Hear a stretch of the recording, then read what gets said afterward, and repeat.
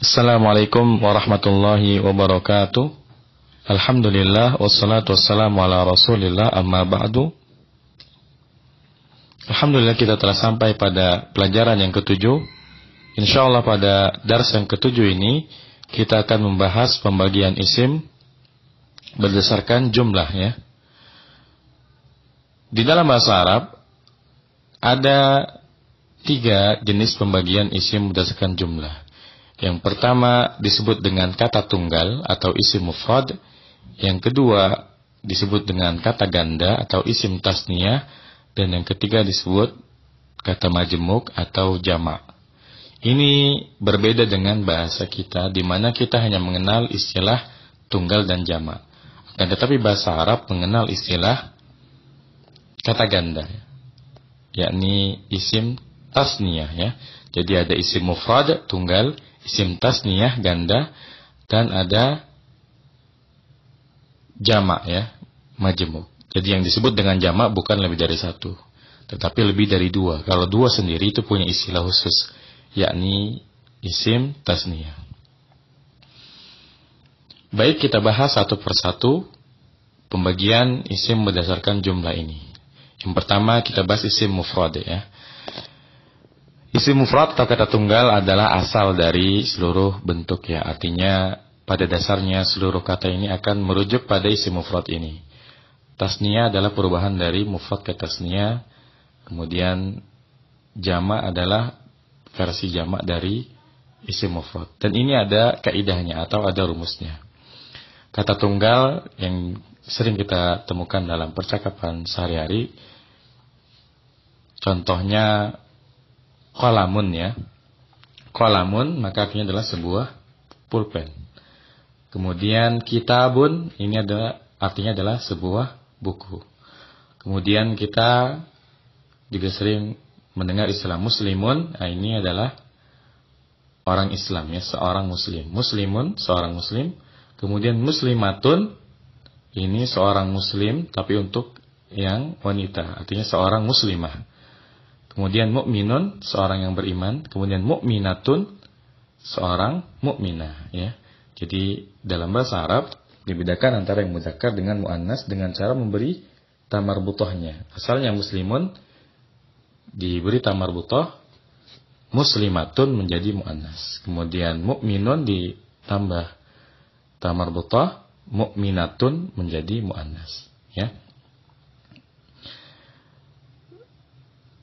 Kata qalamun dan kata kitabun ini termasuk isim li ghairil akil, ya, untuk sesuatu yang tidak berakal, ya. Bahasa sederhananya ini kata benda, ya, ini untuk benda-benda. Adapun muslimun kemudian mukminun ini lil akil, ya, artinya nama-nama ini atau sifat-sifat ini, ya, digunakan untuk manusia.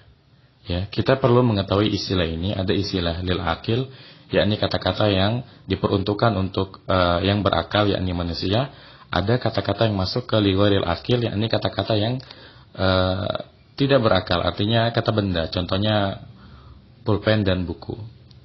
Ini penting untuk bisa mengetahui rumus perubahan dari isim mufrad ke tasniyah dan jamak, karena ada sedikit perbedaan antara perubahan dari isim mufrad ke jamak untuk lil akil dan untuk li ghairil akil.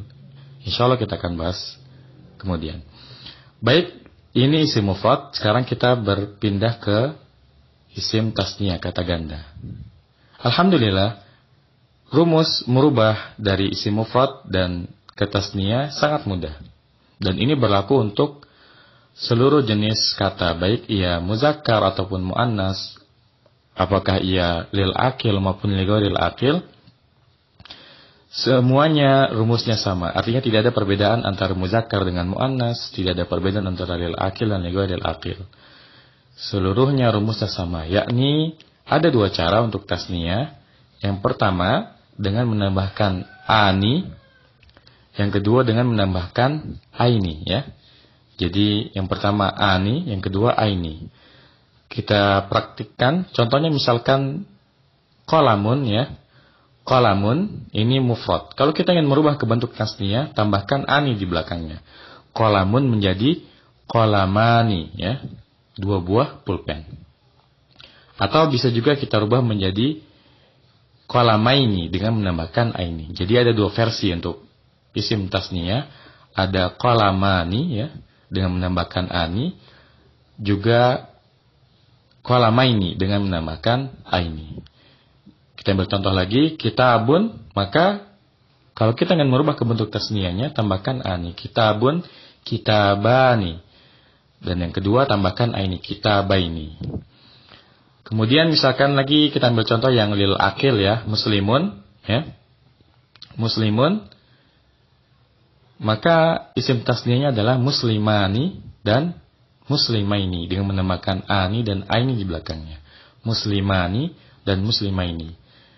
Kemudian kita ambil contoh yang lil akil tapi untuk yang muannas, ya, muslimun menjadi muslimatun, maka muslimatun ini, ya, muslimatun bentuk tasniyahnya adalah dengan menambahkan ani. Asalnya muslimatun menjadi muslimatani, ya, atau muslimataini, ya, muslimatani atau muslimataini. Sekali lagi kita ambil contoh mukminun, ya. Mukminun ini untuk muzakkar, seorang yang beriman laki-laki. Kita rubah ke bentuk tasniyah,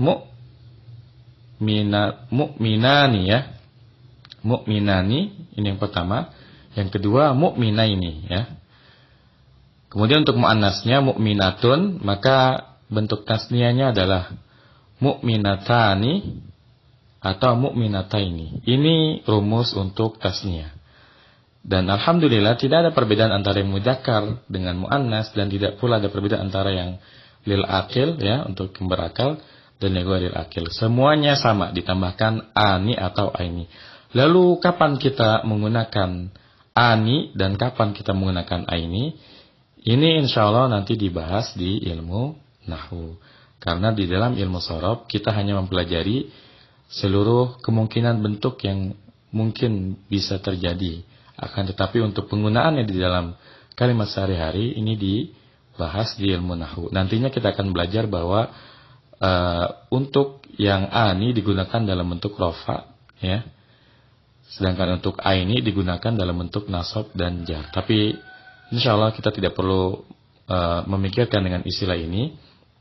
Nanti kalau kita sudah selesai belajar ilmu shorof, baru kita akan pelajari apa itu rofa, apa itu nasab, dan apa itu jar, dan istilah-istilah yang lainnya. Baik, sekarang kita pindah ke pembahasan yang ketiga, yakni jamak, ya. Ya, isim mufrad, tunggal, isim tasniyah, dan yang ketiga jamak. Berbeda dengan tasniyah yang tidak memandang apakah ia mudzakkar dan muannas, apakah ia lil akil dan lil ghairil akil, maka untuk jamak ini, ya, untuk jamak ini ada perbedaan antara jamak untuk mudzakkar dengan jamak untuk muannas. Juga ada perbedaan untuk jamak untuk lil akil dan jamak untuk lil ghairil akil, ya.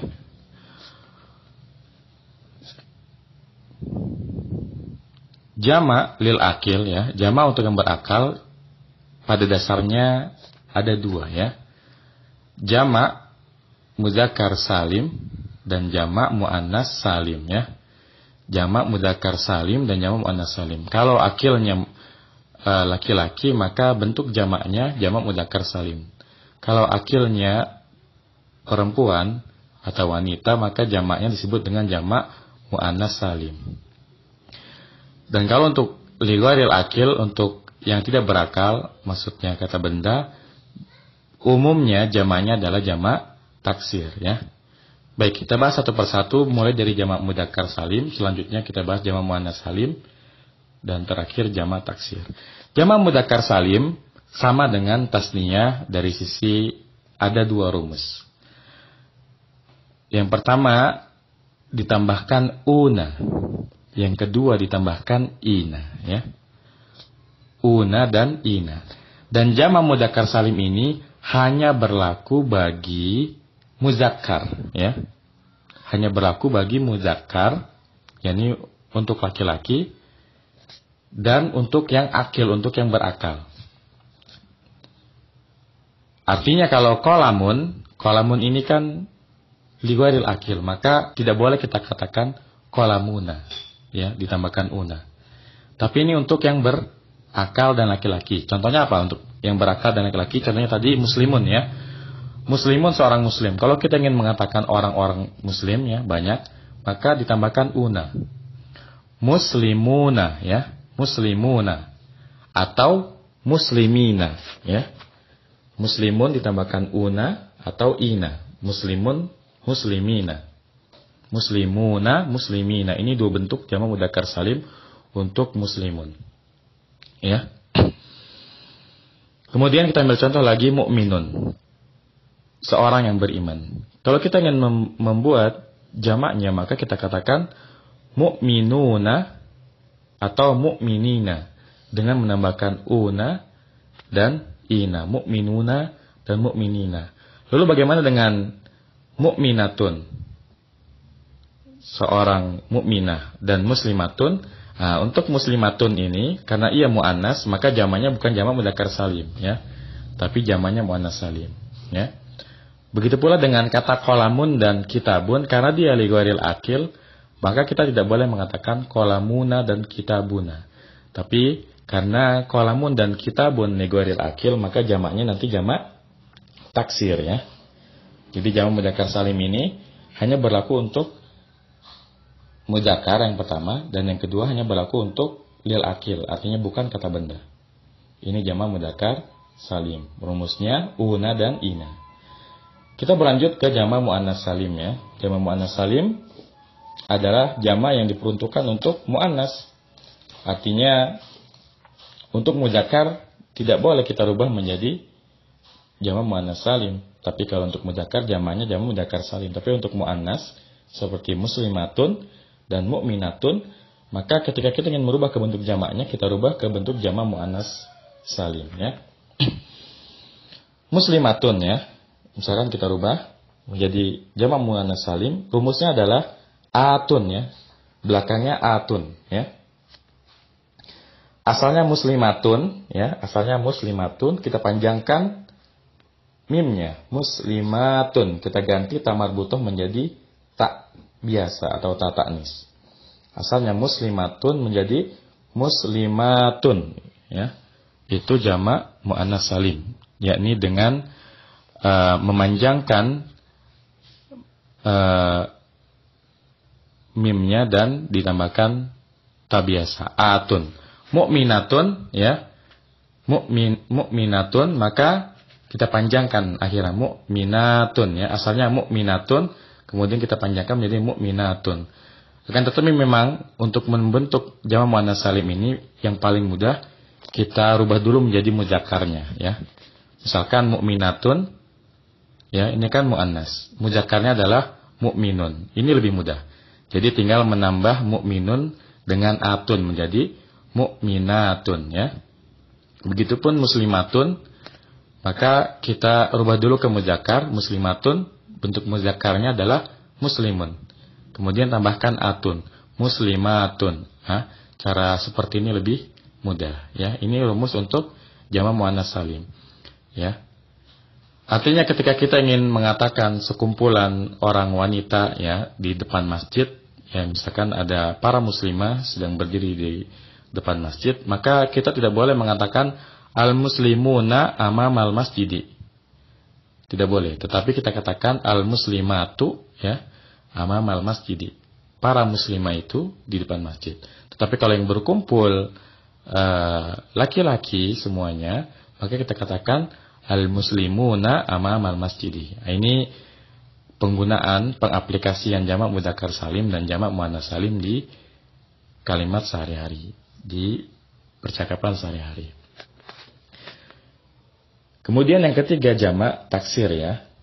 Jamak taksir ini sesuai dengan namanya, taksir artinya pecah-pecah. Jamak taksir tidak memiliki rumus, ya. Berbeda dengan jamak mudzakkar salim dan jamak muannas salim, jamak taksir tidak memiliki rumus. Lalu bagaimana kalau tidak ada rumusnya? Maka jalan satu-satunya adalah dengan menghafal, ya. Contoh misalkan qalamun, jamak taksirnya adalah aqlamun. sebuah pulpen, aqlamun pulpen-pulpen. Kemudian kitabun jamaknya adalah kutubun. Ya, kita lihat antara kutubun dan aqlamun sangat jauh sekali, artinya tidak ada persamaan, tidak ada rumusnya. Kitabun menjadi kutubun, qalamun menjadi aqlamun. Kalau ada rumusnya harusnya kalau kitabun menjadi kutubun, qalamun menjadi kulumun, ya. Tapi karena jamak taksir tidak memiliki rumus, maka jalan satu-satunya adalah kita banyak-banyak menghafal jamak taksir, ya. Kita harus menghafal jamaknya pulpen apa, qalamun menjadi aqlamun, kemudian kitabun menjadi kutubun dan sebagainya, ya. Dan jamak taksir ini pada dasarnya berlaku untuk isim li ghairil akil, ya, untuk kata-kata yang tidak berakal, yakni kata benda. Ya, ini hukum asalnya. Ya. Jadi tidak ada rumus untuk jamak taksir dan hukum asalnya jamak taksir ini untuk li ghairil akil, yakni untuk kata benda. Namun perlu dicatat bahwa tidak semua, ya, tidak semua kata yang termasuk ghairil akil, kata benda, jamaknya adalah jamak taksir, ya. Begitupun tidak mesti seluruh yang akil jamaknya jamak mudzakkar salim, ya. Ada juga isim lil akil yang jamaknya jamak taksir. Baik, kita kasih contoh, ya. Kita kasih contoh kata-kata yang tidak masuk di dalam peraturan dasar, ya. Ingat bahwa peraturan dasarnya kalau jamak mudzakkar salim dan jamak muannats salim ini untuk lil akil, sedangkan jamak taksir hukum asalnya untuk li ghairil akil. Tapi pada kenyataannya tidak semua ghairul akil jamaknya jamak taksir. Dan ada beberapa isim lil akil yang jamaknya jamak taksir. Contoh, ya. Contohnya syajaratun, ya. Syajaratun artinya pohon, ya. Syajaratun memiliki bentuk jamak taksir karena syajarah, ya, pohon itu termasuk li ghairil akil. Jamak taksirnya adalah asjarun, ya. Asjarun. Asjarun. Pohon-pohon. Ini jamak taksirnya. Tetapi kita juga akan menemukan bahwa selain syajaratun memiliki bentuk jamak taksir, ia juga memiliki bentuk jamak muannats salim. Ya, syajaratun, ya. Syajaratun, ya. Ini salah satu contoh bahwa isim li ghairil akil tidak selamanya jamaknya jamak taksir, tapi bisa jadi ia memiliki bentuk jamak muannats salim. Contohnya syajaratun menjadi syajaratun. Kemudian waraqatun, ya. Waraqatun artinya adalah daun-daun, ya. Jamak taksirnya adalah auraqun, ya. Jadi ia memiliki jamak taksir auraqun yang artinya daun-daun, jamak. Tetapi selain itu dia juga memiliki bentuk jamak muannats salim. Waraqatun, ya. Asalnya waraqatun menjadi waraqatun, ya. Seperti nama sebuah kitab usul fikih karangan Imam Al-Juwayni, Al-Waraqat, ya. Ini jamaknya jamak muannats salim, ya. Ini membuktikan bahwa li ghairil akil tidak selamanya jamaknya jamak taksir, tapi ada juga yang jamak muannats salim. Dan memang ada kaidah tambahan bahwa untuk kata benda yang akhirnya ada tamar butohnya, maka jamaknya boleh jamak muannats salim, ya. Ada kaidah seperti itu. Kata benda yang memiliki tamar butoh, kata benda yang muannas, ya, syajaratun, waraqatun, boleh kita rubah dalam bentuk jamak muannats salim, ya. Asalnya syajaratun menjadi syajaratun, waraqatun menjadi waraqatun, meskipun hukum asalnya syajaratun dan waraqatun jamaknya jamak taksir. Ini contoh penyimpangan dari kaidah dasar.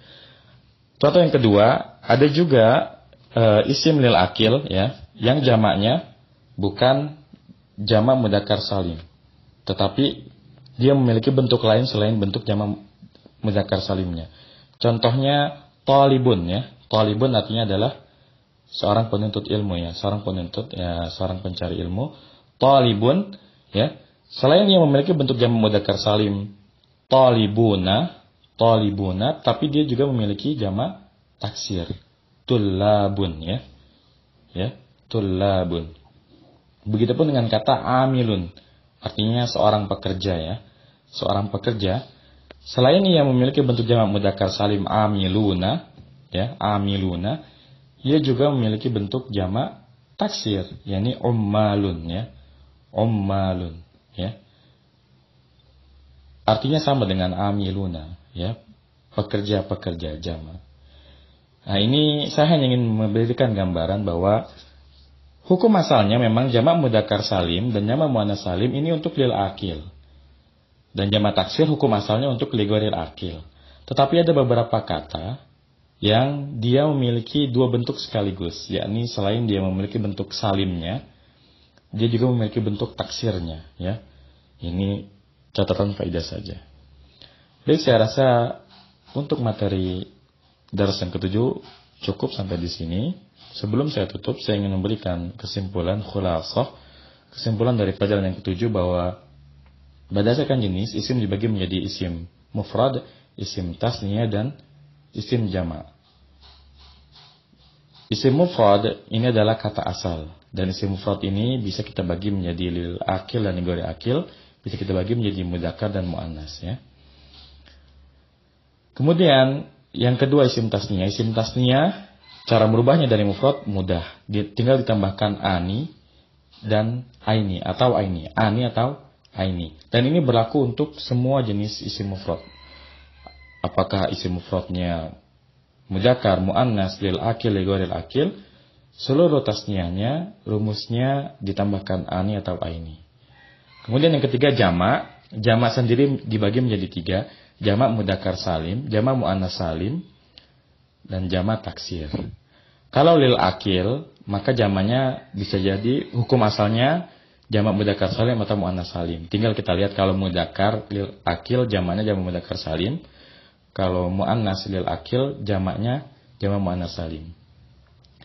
Untuk jamak mudzakkar salim rumusnya adalah una atau ina. Muslimun jadi muslimuna, mukminun jadi mukminuna, atau muslimina dan mukminina ya, ada dua. Adapun untuk jamak muannas salim rumusnya hanya satu, yakni ditambahkan atun. Yang paling mudah muannasnya kita rubah ke bentuk mudzakkar, yakni dibuang dulu ta marbuthahnya, kemudian tambahkan atun. Contohnya muslimatun dibuang ta'nya menjadi muslimun, tambahkan atun, muslimatun. Mukminatun dibuang ta marbuthahnya menjadi mukminun, ditambahkan atun menjadi mukminatun. Ini rumus jamak muannas salim. Kemudian jamak yang ketiga disebut dengan jamak taksir ya. Berbeda dengan jamak mudzakkar dan jamak muannas salim, jamak taksir tidak memiliki rumus. Artinya kita harus menghafal satu persatu dari setiap kata. Contohnya qalamun jamaknya aqlamun, kutubun jamaknya kitabun jamaknya kutubun. Jadi mau tidak mau kita harus menghafal sedikit demi sedikit perubahan kata jamak taksir ya, dari setiap kata. Kemudian ada penyimpangan, artinya dalam prakteknya kita juga akan menemukan kata-kata yang menyelisih kaidah asal ini. Ya, ada kata benda yang jamaknya jamak muannas salim ya. Khususnya untuk kata benda yang muannas ya. Kata benda yang muannas jamaknya selain jamak taksir, ia juga jamaknya muannas salim. Kemudian ada juga ya kata lil akil ya, khususnya untuk yang mudzakkar yang jamaknya bukan jamak mudzakkar salim saja, tapi ada bentuk jamak taksirnya. Contohnya tadi talibun, tullabun, kemudian amilun, ummalun ya. Saya rasa cukup untuk pelajaran yang ketujuh ini, semoga bermanfaat. Wassalamualaikum warahmatullahi wabarakatuh. Subhanakum bihamdika asyhadu an la ilaha illa anta astaghfiruka wa atubu ilaik. Wassalamualaikum warahmatullahi wabarakatuh.